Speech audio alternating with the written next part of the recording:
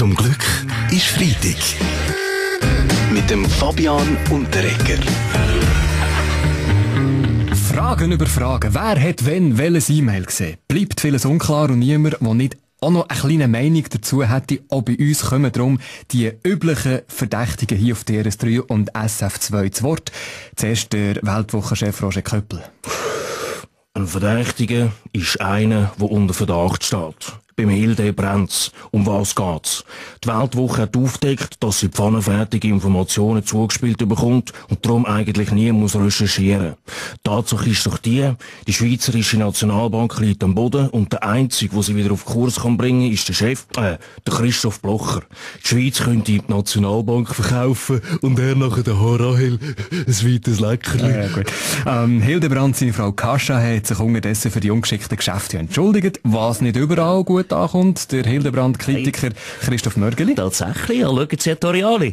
Das ist es, eben, das Resultat von der Emanzipation der Frau, so wie es die Linken eben fordern. Frauen tanzen uns Mann auf dem Kopf um. Die Kascha im Hildebrand, die Rahel im Chef, Dr. Christoph Blocher. Und böse Zungen sagen mir, Nathalie Rickli, wie heisst es so schön, hinter jedem starken Mann steht eine Frau, die ihm dann in den Rücken fällt. Verstehen Sie? Ja gut, was es jetzt braucht, sind natürlich Fakten. Im Fall Hildebrand endlich Fakten. Die Zeit der Spekulationen muss vorbei sein. Fragen wir die Akteure selber, wie es wirklich ist. Der Christoph Blocher, was hat er gewusst über die ominösen E-Mails zwischen Hildebrand und seiner Frau? Gar nicht.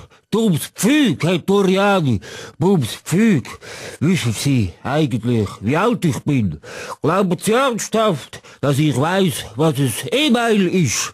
Ich habe nicht mal ein tragbares Telefon. Und wenn es bei der SVP brennt, dann packe ich den Pulli ab Foto.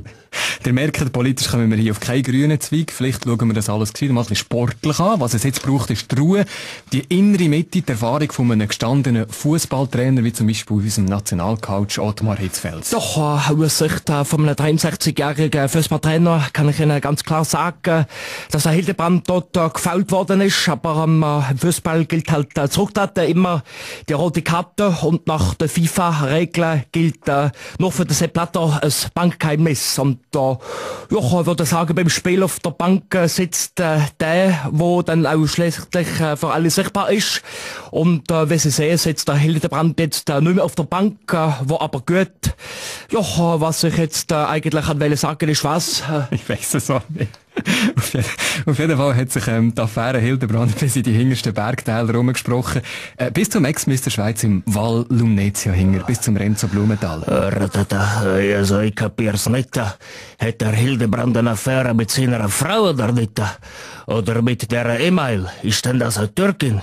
Der komische Namen überall. Kascha? Oder wer ist denn der Herr Jordan ad interim? Ein Araber? Oder der Reto T? Wer heißt denn mit dem Namen Choté? Kalter Kaffee? Ratata. Zum Glück ist Freitag. Mit dem Fabian Unterreger.